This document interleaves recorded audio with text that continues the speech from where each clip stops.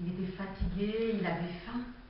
Quand il a aperçu un village au loin, il s'est dit qu'il allait enfin pouvoir se reposer et manger, se rassasier.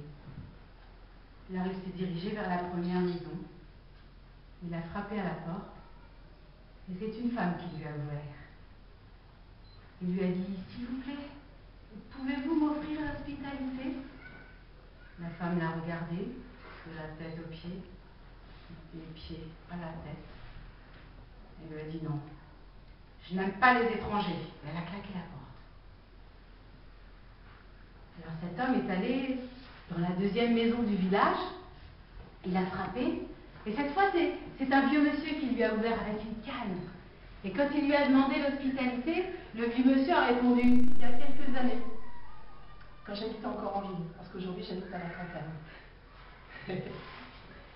Et je me souviens,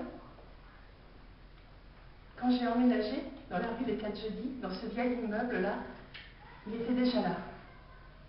J'étais chez moi au 7e étage et je suis sortie le matin pour aller travailler. J'ai appuyé sur le bouton de l'ascenseur, il est monté, et quand j'ai ouvert la lourde porte métallique, il était là, dans ce tout petit espace, pas plus grand que 2 mètres carrés. Il était dans un coin de la cage d'ascenseur et il était complètement absorbé par son livre.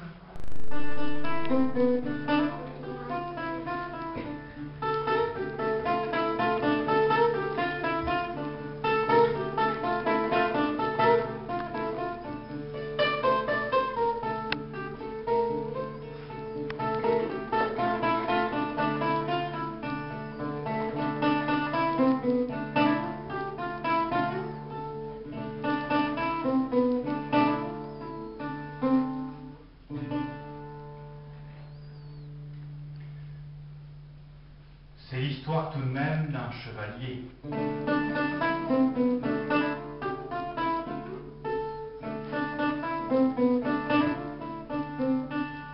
Ce genre de chevalier dont on aime bien parler avec un instrument de musique.